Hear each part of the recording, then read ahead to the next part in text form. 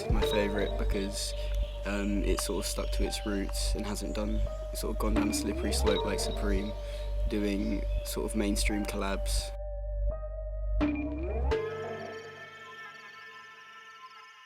I think hype has ruined loads of brands like Supreme the most really, because it's sort of doing loads and loads of mainstream things now that are upsetting pretty much half their fan base, and such as the Louis Vuitton one that's coming out in the summer. I think that's going to be pretty dead this year.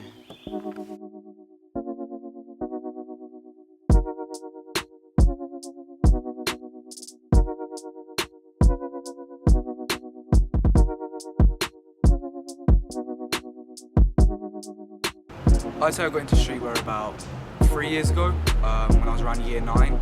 My friends, because we live in Brighton, and we started going to shops like Size and stuff, and looking through the clothes and looking through the shoes. And that way our sort of knowledge of it grew, and through things like social media we started learning more about brands and just more about the culture. My favourite brand would be Cav Empt, I reckon. It's underground. The quality is a lot more deluxe, and there's a lot more thought put into designs than some of the hotter brands, I'd say. My dream collab would be Cav Empt and 424.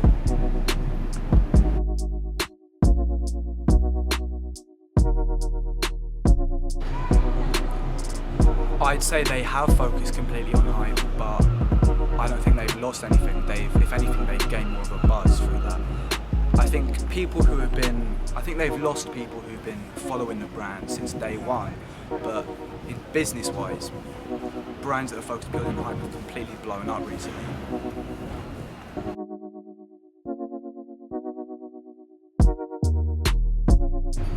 I'm not really mad at reselling, to be honest. I used to do a bit of it. I think it gets a lot of people who are a lot younger than me, so, you know, people as low as 10 years old, their sort of first introduction to making their own money, really, and managing it.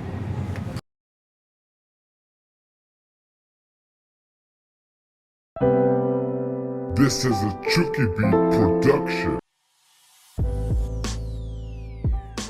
I would actually say that Palace is my favourite because, as well as Supreme having the biggest influence in streetwear and fashion, the Palace has sort of brought out a more English sort of vibe to it, and more of the skate brand, which is mainly skateboarders which are collecting the art as well as the brands and the streetwear, because they're able to use it in the skating and the fashion.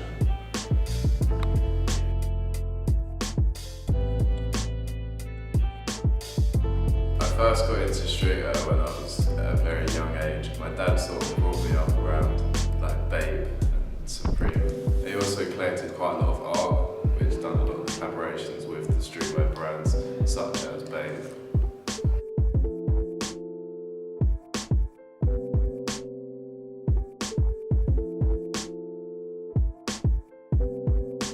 Yeah, I would say that even throughout the early 70s, the brands like such as Stussy, although they weren't published and they weren't advertised, mainly they were used as like public advertising. Like they would just give out a certain lot to the category of streetwear which they'd be, try and kickstart that. When people would sort of see that it's different and that it's cool, bigger brands would then collaborate with them, and I don't know, I suppose we make more of it, and then that's what it is today.